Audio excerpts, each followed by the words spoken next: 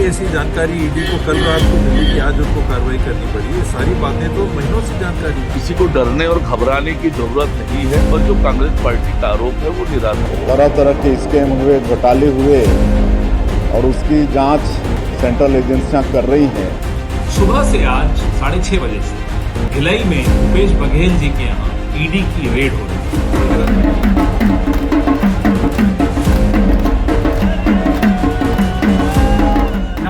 आप देख रहे हो लाइव चौन प्लस और मैं हूं आपके साथ उमेश साहू।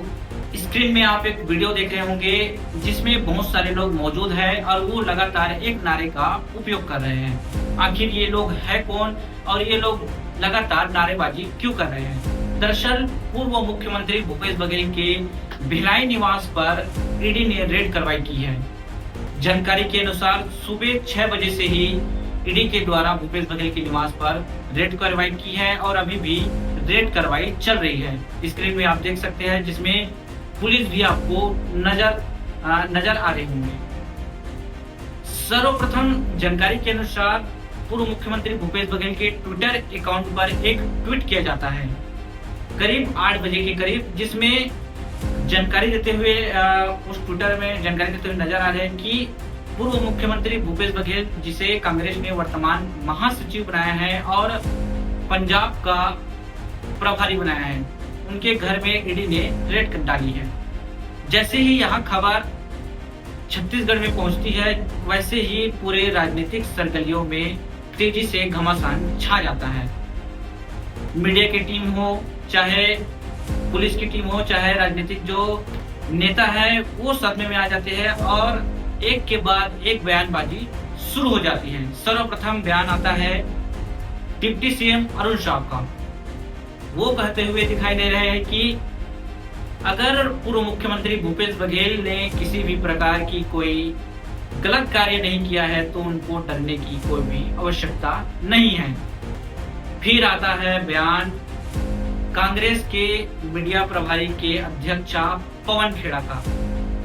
उन्होंने क्या कहा है, हम आपको इस सुबह से आज 6:30 बजे से भिलाई में भूपेश बघेल जी के यहाँ ईडी की रेड हो रही है। कोई हैरानी की बात नहीं है, विपक्ष के यहाँ ईडी को ही भेजने का एक परंपरा भारतीय जनता पार्टी ने शुरू कर रखी है। यह रेड किस केस में है किसी को नहीं मालूम, क्यों हो रही है नहीं मालूम। आज से कुछ दिनों पहले कोर्ट ने सीबीआई का एक केस जो बघेल साहब के खिलाफ था उसको खारिज कर दिया था।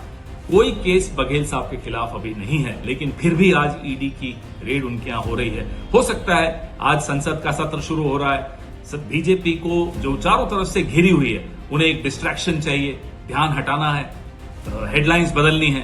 ये उसी का एक षड्यंत्र बिल्कुल संभव है। पवन खेड़ा ने क्या कहा आप वीडियो में देख लिए होंगे। पवन खेड़ा कह रहे हैं कि भारतीय जनता पार्टी को समझ लेना चाहिए कि वो कांग्रेस के नेता को न डरा सकती है न ही हम डरेंगे। उसके बाद जैसे ही खबर धीरे धीरे फैलती है वैसे वैसे नेताओं का बयानबाजी भी आना शुरू हो जाता है। उसके बाद कांग्रेस के प्रदेश प्रभारी सचिन पायलट ने एक ट्विटर हैंडल पर ट्वीट करता है। उनका कहना है कि बीजेपी एजेंसियों का दुरुपयोग करके कांग्रेस के नेताओं को डराने और धमकाने का प्रयास कर रही है। उसके बाद समय धीरे धीरे बीतता चला जाता है और समय हो जाता है 11 से 12 के बीच। फिर विधानसभा की कार्रवाई शुरू होती है। विधानसभा की कार्रवाई शुरू ही गहमा-गहमी के साथ होता है। दरअसल विधानसभा छत्तीसगढ़ में चल रहा है। विधानसभा में पूर्व मुख्यमंत्री भूपेश बघेल का जो कार्रवाई चली है वो मामला को उठाया जाता है और सदन में जमकर हंगामा शुरू हो जाता है। स्पीकर के द्वारा कांग्रेस के विधायकों को निलंबित कर दिया जाता है और कांग्रेस के विधायकगण हैं वो लगातार प्रदर्शन करते हुए भी नजर आते हैं। वीडियो में आप देख रहे होंगे। फिर उसके बाद निलंबित करते हुए उनको सदन से बाहर निकलवा दिया जाता है और कांग्रेस के विधायकगण गांधी प्रतिमा के नीचे प्रदर्शन करते हुए नजर आते हैं। समय धीरे धीरे बीतता चला जाता है और 12:30-1 बजे के करीब एक और बयान आता है। सबको मालूम है कांग्रेस की जो सरकार थी 5 साल की, उसमें तरह तरह के स्कैम हुए, घोटाले हुए और उसकी जांच सेंट्रल एजेंसियां कर रही हैं और कई लोग जेल के अंदर भी हैं, कई लोग जेल जाने की तैयारी में भी हैं। तो उसी निमित्त ईडी की जांच हो रही है और इसमें प्रदेश का कोई दखल नहीं है। या जिस तरह से आरोप की दुर्भावनाओं से हो रहा है, ये सेंट्रल एजेंसी है, जांच कर रही है। आप भी अंदाज़ा लगा सकते हैं कि ईडी सेंट्रल एजेंसी है, उसमें प्रदेश का कोई लेना देना उससे नहीं। आपने वीडियो तो देख लिए होंगे जिसमें सीएम कहते हुए नजर आए कि इसमें हमारा कोई हाथ नहीं है, ये केंद्रीय एजेंसी है और केंद्रीय एजेंसी अपने अनुसार कार्य कर रही है। धीरे धीरे समय बीतता चला जाता है और एक के बाद एक नेताओं का बयान आना भी शुरू हो जाता है। इसी बीच पूर्व डिप्टी सीएम टीएस बाबा का भी बयान आता है। उन्होंने भी क्या कहा, ये भी आपको सुनना चाहिए। विपक्ष में कोई सरकार बनाने का माहौल बन सकता है। ये कार्रवाई आज क्यों? कौन सी ऐसी जानकारी ईडी को कल रात को मिली कि आज उनको कार्रवाई करनी पड़ी? ये सारी बातें तो महीनों से जानकारी है। तो ठीक जब पंजाब में ऐसी स्थिति बनती है तो यहाँ पर कार्रवाई हो रही है। भूपेश बघेल जी हमारे महामंत्री बनाए गए हैं पंजाब में। तो बात क्या सामने आती है? मेरे मन में क्या बात है? ईडी फिर वही काम कर रही है जिसे हम बीजेपी की ईडी। आप वीडियो में देख लिए होंगे कि टीएस बाबा ने क्या कहा है। दरअसल टीएस बाबा कह रहे हैं कि आखिर एजेंसियों को एक रात पहले ही क्या ऐसी जानकारी मिल गई है जो आज रेड कार्रवाई करनी पड़ी।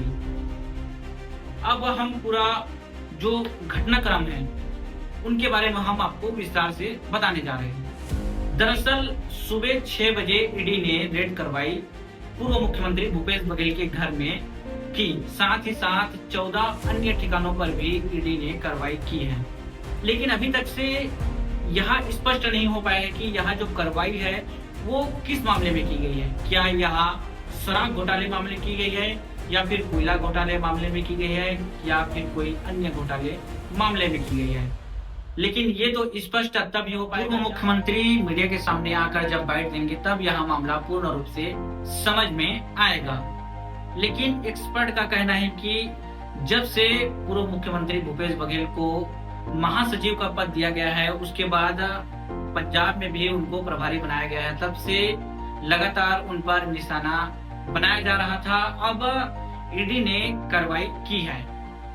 अब ये तो बाद में ही पता चल पाएगा कि आखिर कौन कौन से दस्तावेज ईडी के द्वारा लेकर वहां से ले गया है और कौन कौन से कार्रवाई आगे भी होगी। यहाँ तो आने वाले समय में ही पता चल पाएगा। आगे आप अपडेट के लिए बने रहिए लाइव सम प्लस के साथ, रायपुर, छत्तीसगढ़।